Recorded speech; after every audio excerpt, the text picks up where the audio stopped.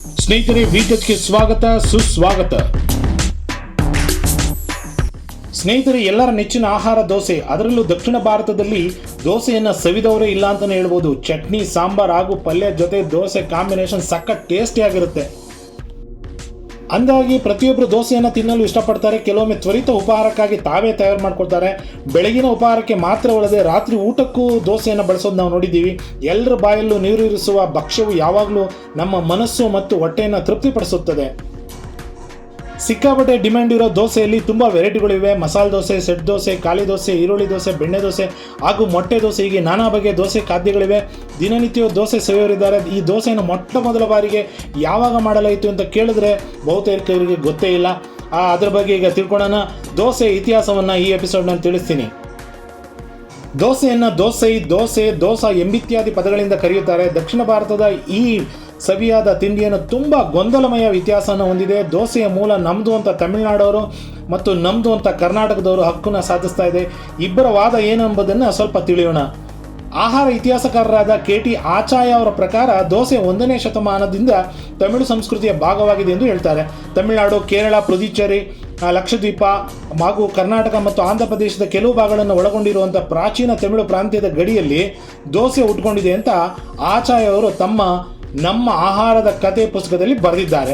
ಮತ್ತೊಂದು ಕಡೆ P. ತಂಗಪ್ಪನ್ ನಾಯರ್ ಎಂಬ ಹೆಸರಿನ ಇನ್ನೊಬ್ಬ ಆಹಾರ ಇತಿಹಾಸಗಾರರು ಇದನ್ನು ಕರ್ನಾಟಕದ ಉಡುಪಿ ಪಟ್ಟಣದಲ್ಲಿ ಮೊದಲು ಮಾಡಲಾಯಿತು ಎಂದು ಹೇಳಿದ್ದಾರೆ. ಇದೇ ಕಾರಣಕ್ಕಾಗಿಯೇ ಭಾರತದಾದ್ಯಂತ ಅನೇಕ ದೋಸೆ ರೆಸ್ಟೋರೆಂಟ್ಗಳು ತಮ್ಮ ಹೆಸರಿನಲ್ಲಿ ಉಡುಪಿಯನ್ನು ಹೊಂದಿವೆ ಎಂಬ ವಾದವೂ ಇದೆ. ಇನ್ನು ಸುಮಾರು 11ನೇ ಶತಮಾನದಲ್ಲಿ ಕರ್ನಾಟಕವನ್ನು ಆಳಿದ ಚಾಲುಕ್ಯ ರಾಜವಂಶದ ರಾಜ 3ನೇ ಸೋಮೇಶ್ವರ ಅವರು ತಮ್ಮ ಪುಸ್ತಕ ಮಾನಸೋಲ್ಲಾಸದಲ್ಲಿ ದೋಸೆಯ ಪಾಕ ವಿಧಾನವನ್ನು ಬರೆದಿರುವುದು ಆ ಕಾಲದಲ್ಲಿ ದೋಸೆಯ ಖ್ಯಾತಿಗೆ ಹಿಡಿದ ಕನ್ನಡಿಯಾಗಿದೆ. ಹೀಗೆ ಗೊಂದಲಮಯ ಇತಿಹಾಸ ಇದ್ದರೂ ಕೂಡ ಒಂದು ಜನಪ್ರಿಯ ದಂತಕಥೆಯೂ ಕೂಡ ಇದೆ. ದೋಸೆಯನ್ನು ಮೊದಲು ಎಲ್ಲಿ ತಯಾರಿಸಲಾಗಿದೆ ಎಂದು ದೃಢೀಕರಿಸಲು ಸಾಧ್ಯವಾಗದಿದ್ದರೂ ಉಡುಪಿಯ ಬ್ರಾಹ್ಮಣ ಅಡುಗೆಯವರು ದೋಸೆಯನ್ನು ರಚಿಸಿರಬಹುದು ಎಂದು ಸೂಚಿಸುವ ಒಂದು ದಂತಕಥೆ. ಬ್ರಾಹ್ಮಣರಿಗೆ ಆ ಕಾಲದಲ್ಲಿ ಮದ್ಯ ಸೇವಿಸೋಕ್ಕೆ ಅವಕಾಶ ಇರಲಿಲ್ಲ. ಆದರೆ ಒಬ್ಬ ಬ್ರಾಹ್ಮಣ ಮಾತ್ರ ಮದ್ಯಪಾನ ಮಾಡೋಕ್ಕೆ ನಿರ್ಧಾರ ಮಾಡ್ತಾನೆ. ತಮ್ಮ ನಂಬಿಕೆಯಲ್ಲಿರೋ ಸಂಕೋಲೆಯನ್ನು ತಪ್ಪಿಸ್ಕೋಬೇಕು ಅಂತ ನಿರ್ಧಾರ ಮಾಡ್ತಾನೆ. ತಾನೇ ಸ್ವಂತವಾಗಿ ಮದ್ಯನ ತಯಾರು ಮಾಡಬೇಕು ಅಂತ ಪ್ರಯತ್ನ ಮಾಡ್ತಾ ಇರ್ತಾನೆ. ಅಕ್ಕಿಯನ್ನು ಉದುಗಿಸುವ ಮೂಲಕ ಮದ್ಯವನ್ನು ತಯಾರು ಮಾಡೋದಕ್ಕೆ ಪ್ರಯತ್ನ ಪಡ್ತಾನೆ. ಹೀಗೆ ಪ್ರಯತ್ನ ಮಾಡ್ತಾರಂಥ ಸಂದರ್ಭದಲ್ಲಿ ಬಿಸಿಯಾದ ಬಾಣಲಿಗೆ ಅಕ್ಕಿ ಹಿಟ್ಟನ್ನು ಸುರಿದಾಗ ಪ್ರಪಂಚದ ಮೊದಲನೇ ದೋಸೆ ರಚನೆ ಆಯಿತು ಎಂದು ಹೇಳಲಾಗುತ್ತೆ.